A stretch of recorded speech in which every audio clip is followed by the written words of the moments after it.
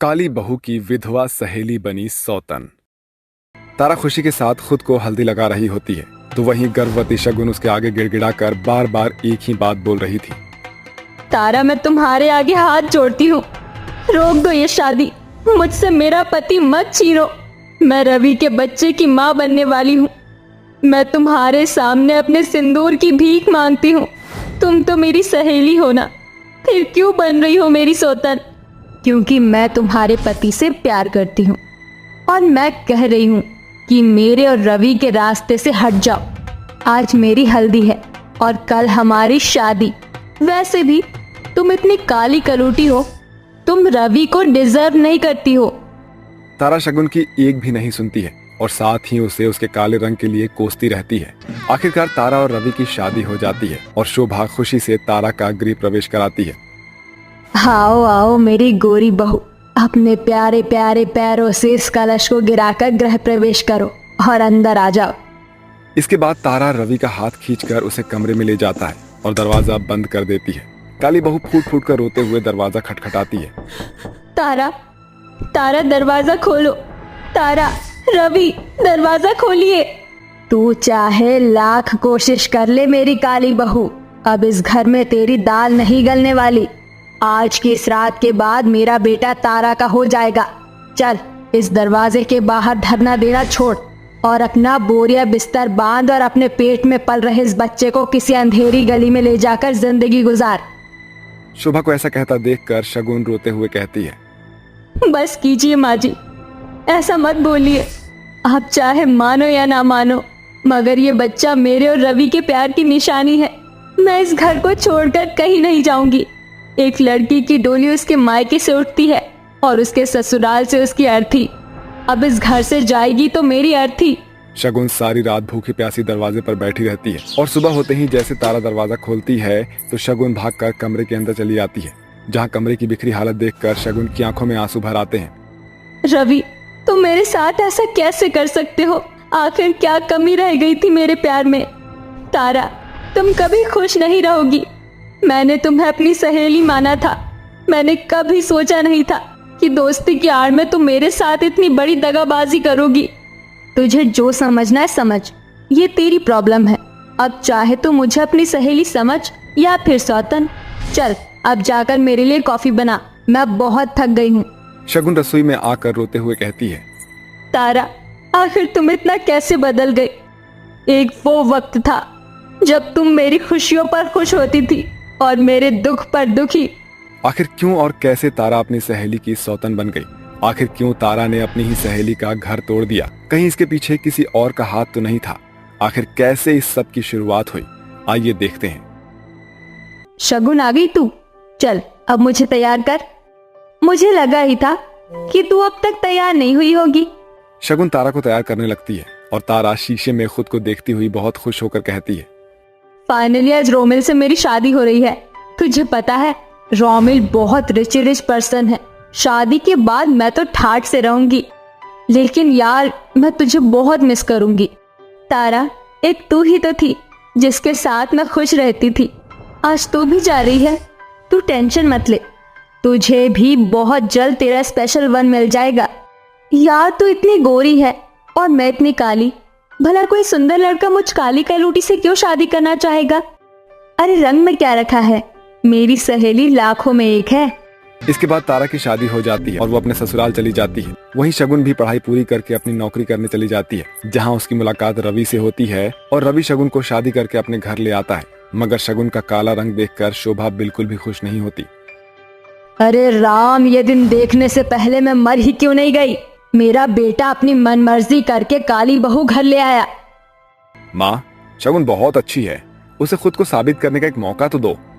रवि शगुन को बहुत खुश रखता है, जिससे शोभा मन ही मन अपनी काली बहू से जलती रहती है। तो वहीं दूसरी तरफ तारा अपने पति रोमिल के साथ घूमने जा रही होती है। तभी दुर्घटना में रोमिल की जान चली जाती है और तारा विधवा हो जाती है और तारा की सास उसे घर से निकाल देती है। जब इस बात की खबर शगुन को मिलती है तो वो तारा को अपने घर ले आती है।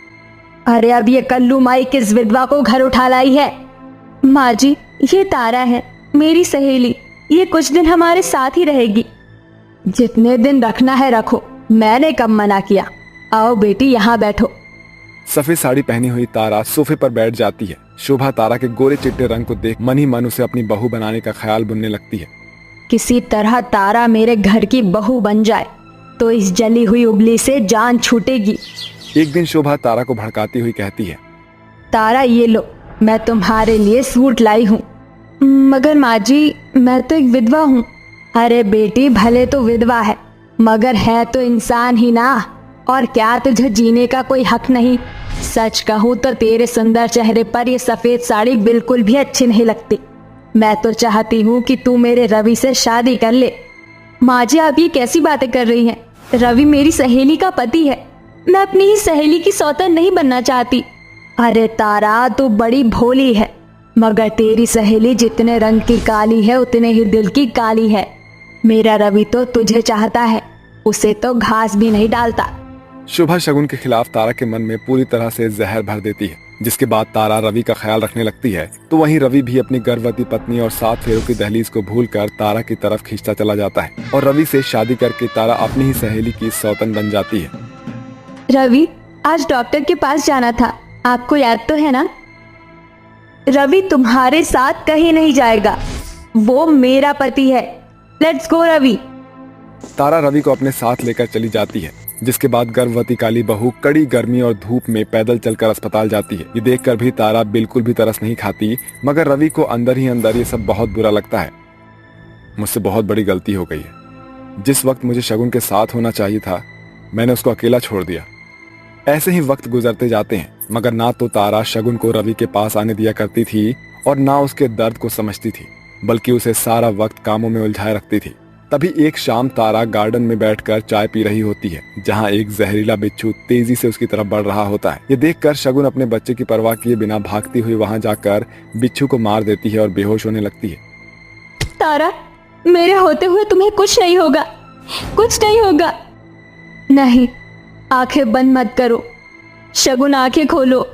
तारा अपने उन सुनहरे दिनों को याद करने लगती है, जब वो अक्सर खुशी से भरकर एक दूसरे के भार को उठाती थी, जिसे याद करके तारा शगुन को अपने हाथों में उठाकर अस्पताल की तरफ भागती है और डॉक्टर के आगे गिड़गिड़ाते हुए कहती है, डॉक्टर कोई है यहाँ? डॉक्टर, इसे बचा लीजिए। नर्स, पेशेंट को अंदर ले चलो। तारा भगवान के सामने हाथ जोड़कर अपनी सहेली की सलामती के लिए प्रार्थना करती है। थोड़ी देर में शगुन एक प्यारे से बेटे को जन्म देती है। सुनिए, पेशेंट को होश आ गया है, आप उनसे मिल सकते हैं अब। तारा भागती हुई शगुन के पैरों पर सर रखकर रोते हुए कहती है, शगुन, मैंने जो किया वो माफी के लायक तो नहीं, हो सके तो मुझे माफ कर देना। मैंने जो किया है उसके बाद कोई भी किसी विधवा को लाचार समझकर अपने घर में पनाह नहीं देगा। मैंने अपनी ही सहेली का पति छीन लिया और खुश रहने के लिए उसकी सौतन बन बैठी, मगर मैं ये भूल गई थी कि दूसरों की खुशियां छीनकर कोई खुश नहीं रहता।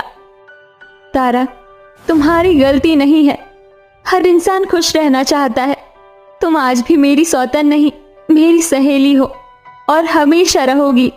इसके बाद तारा अपनी गलती को ठीक करते हुए शगुन और रवि की जिंदगी से अलग हो जाती है। तो वहीं शगुन की उदास जिंदगी में उसकी खोई हुई खुशियां फिर से मिल जाती है। चुप हो जा मुन्ना, चुप हो जा, रो क्यों रहा है? क्या तुझे दूध पीना है?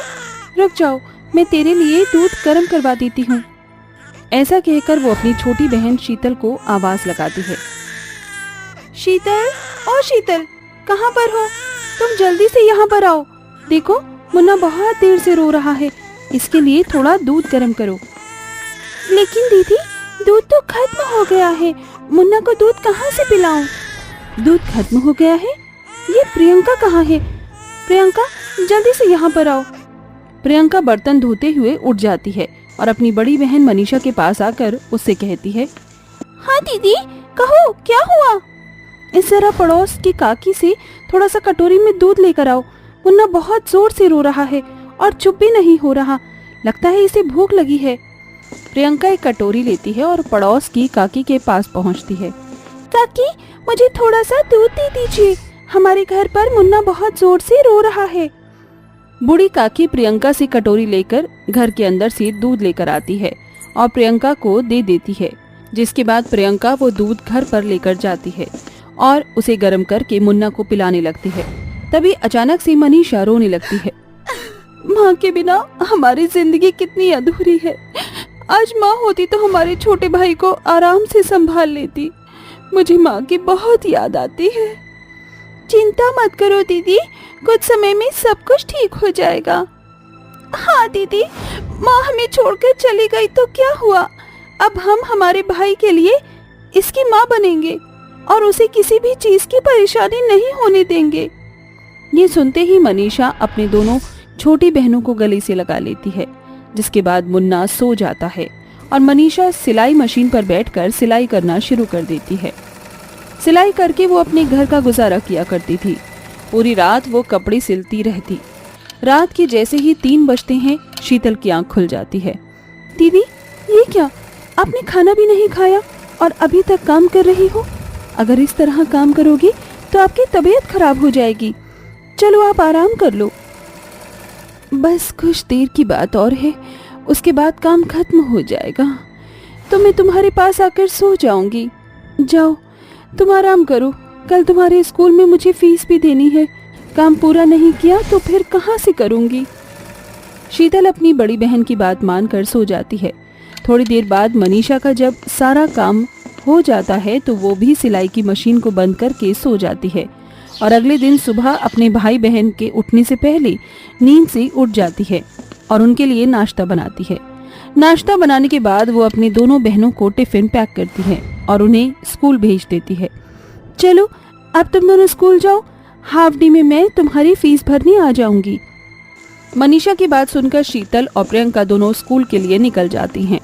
उनके जाने के बाद बेचारी मनीषा घर के सारे काम करती है, जिसके बाद वो सिलाई के पैसे मिलने के बाद अपने दोनों बहनों के स्कूल में उनकी फीस भरने भी जाती है। इसी तरह बेचारी मनीषा की जिंदगी चल रही होती है। देखते ही देखते वो सिलाई का काम अच्छा खासा करने लगती है और साथ ही साथ अपनी दोनों छोटी बहनों को भी सिलाई सिखा देती है, जिसकी वजह से उनकी परेशानियां धीरे धीरे कम होने लगती हैं। ऐसे ही कुछ साल बीत जाते हैं और अब वो तीनों एक बहुत अच्छी कंपनी में सिलाई का काम करती हैं। चलो अब घर चलते हैं, मेरा काम तो हो गया है और घर जाने का भी समय हो गया है। हाँ दीदी, मेरा भी काम हो गया। मेरा भी काम हो गया है दीदी, चलो घर चलते हैं, अर्जुन हमारा घर पर इंतजार कर रहा होगा। तीनों बहनें घर पहुंच जाती हैं, जहां अर्जुन रसोई में उन तीनों के लिए खाना बना रहा होता है। अरे ये क्या, तुम यहाँ क्या कर रहे हो रसोई में, तुम्हारा क्या काम? आज मैं अपनी तीनों होनहार बहनों के लिए कुकिंग कर रहा हूँ। तुम तीनों मेरे लिए इतनी मेहनत करती हो तो क्या मैं तुम्हारे लिए खाना नहीं बना सकता? अर्जुन की बात सुनकर वो तीनों बहुत खुश होती हैं। कुछ ही देर में अर्जुन खाना बनाने के बाद अपनी तीनों बहनों को खाना परोसता है, जिसके बाद वो चारों भाई बहन खाना खाकर आराम से सो जाते हैं। जैसे ही सवेरा होता है, मनीषा हर रोज की तरह नहा धोकर घर में पूजा करती है और सभी के लिए नाश्ता बनाती है। तभी घर पर पड़ोस की बूढ़ी काकी आती है। अरे बेटी कैसी हो, अब तो सब कुछ ठीक चल रहा है, चलो अच्छी बात है। आइए काकी, अंदर आ जाइए, बताइए मैं आपके खाने के लिए क्या लेकर आऊं? अरे नहीं बेटी, कुछ नहीं चाहिए, मैं तो तुम्हारे लिए खुशखबरी लेकर आई थी। दरअसल तुम्हारे लिए एक बहुत अच्छे घर से रिश्ता आया है। अरे काकी जी, पहले मैं अपने भाई बहन की शादी करवा दूं और उन्हें उनकी जिंदगी में आगे बढ़वा दूं, उसके बाद ही मैं शादी करूंगी। पागल हो गई है तू, ये कैसी बातें कर रही है? तेरी उम्र हो गई है और अभी शादी नहीं करेगी तो कब करेगी? मेरी बात को समझ बेटी, मैं तेरे भले के लिए ही कह रही हूँ। मनीषा बूढ़ी काकी की बात नहीं मानती, जिसके बाद बूढ़ी काकी वहां से चली जाती है। ये सब अर्जुन सुन लेता है, लेकिन अपनी बहन से कुछ नहीं कहता। वो अपने मन ही मन सोचता है, दीदी घर की सारी जिम्मेदारी खुद उठाती हैं और हमारी कितनी परवाह करती हैं, लेकिन हम हमेशा अपने आगे के बारे में सोचते हैं, लेकिन दीदी के बारे में जरा भी नहीं सोचते। ऊपर से दीदी सारा कमाया हुआ पैसा हमारी पढ़ाई लिखाई में ही लगा देती हैं। मुझे कुछ ऐसा करना चाहिए जिससे मैं दीदी की शादी करवा सकूं। अर्जुन ऐसा सोचकर लोगों से कम समय में ज्यादा पैसा कमाने की सलाह लेना शुरू कर देता है, जिसके चलते उसे एक आदमी कहता है, देखो ये बात मैं सिर्फ तुम्हें बता रहा हूँ, वरना मैं किसी को नहीं बताता। एक जगह अगर तुम ऐसे पैसे इन्वेस्ट करोगे तो वहां से तुम्हें इससे डबल पैसे मिलेंगे। अर्जुन उस आदमी की बातों में आ जाता है। इधर मनीषा 2 लाख रुपए उसकी फीस के लिए उसे देती है। उधर अर्जुन उस आदमी को 2 लाख रुपए दे देता है और कहता है, मैंने बहुत भरोसा करके तुम्हें ये पैसे दिए हैं, जैसे इसके 4 लाख हो जाएं तो मुझे दे देना, मुझे अपनी बहन की शादी करवानी है। अर्जुन ऐसा कहकर वहां से चला जाता है, लेकिन वो आदमी पैसा लेते ही गांव छोड़कर भाग जाता है। इधर अर्जुन अपनी बड़ी बहन की शादी की तैयारियों में लग जाता है, लेकिन जैसे ही अर्जुन को ये पता चलता है कि वो आदमी उसके पैसे लेकर भाग गया, उसके पैरों तले जमीन खिसक जाती है और वो रोता हुआ बूढ़ी काकी के पास चला जाता है। काकी, अब आप ही बताओ मैं क्या करूं? मैंने तो अच्छा सोचा था, लेकिन मेरे साथ इतना बुरा होगा मैंने इसकी कल्पना भी नहीं की थी। मैं तुम्हारी बात समझ सकती हूँ, लेकिन तुम चिंता मत करो, शादी फिक्स हो गई है और कल लड़के वाले बारात लेकर आने वाले हैं। तुम्हारी बहन की शादी जरूर होगी। मेरे पास इतने पैसे भी नहीं हैं कि मैं उनके लिए एक लहंगा खरीद लूं। मेरी शादी का लहंगा मेरे पास है, तुम अपनी बहन को उसे ही दे देना, वो उसे पहनकर शादी कर लेगी। ये कहकर काकी अपना लहंगा लेकर आती है, जो दिखने में सोने से सुनहरा होता है। अरे वाह काकी, ये लहंगा तो बहुत प्यारा है, इसमें मेरी बहन तो बहुत सुंदर लगेगी और ये लहंगा आज भी बहुत चमक रहा है। अर्जुन वो लहंगा ले जाकर अपनी बहन को दे देता है। अगले दिन जैसे ही शादी के लिए मनीषा उस लहंगे को पहनती है तो उसे अपनी माँ की याद आ जाती है। आज माँ होती तो कितना अच्छा होता, पता नहीं मेरे बाद मेरे भाई और बहनों का क्या होगा। इतना कहकर मनीषा रोने लगती है। जैसे ही वो लहंगा पहनकर चलती है, उसके लहंगे से सोने के सिक्के झड़ने लगते हैं। देखते ही देखते वो लहंगा सोने की जैसी रोशनी देने लगता है और सोने की तरह चमकता भी है। ये देख मनीषा हैरान रह जाती है। तभी वहाँ उसकी दोनों बहनें बूढ़ी काकी और अर्जुन भी आ जाते हैं। आखिरकार इस लहंगे ने अपना कमाल दिखाई दिया। ये मेरा पुश्तैनी लहंगा था, जो मुझे नहीं बल्कि मेरी बड़ी बहन को मिला था, लेकिन इसके जादू के चलते मैंने इसे चुरा लिया था। लालच की वजह से इस जादुई लहंगे ने अपना कभी कमाल नहीं दिखाया मुझे, लेकिन तुम्हारी मजबूरी समझते ही इस लहंगे ने अपना कमाल दिखाया। आज से ही ये लहंगा तुम्हारा हुआ। जादुई लहंगे की वजह से मनीषा और उसके भाई बहनों को बहुत सारे सोने के सिक्के मिल जाते हैं, जिसके चलते मनीषा अपनी दोनों बहनों और अपने भाइयों की पढ़ाई में खूब पैसा लगाती है और उन्हें IPS ऑफिसर, कलेक्टर और डॉक्टर बना देती है, जिसके बाद उनकी जिंदगी अच्छे से चलने लगती है और वो अपने जीवन में खुशी खुशी रहने लगते हैं।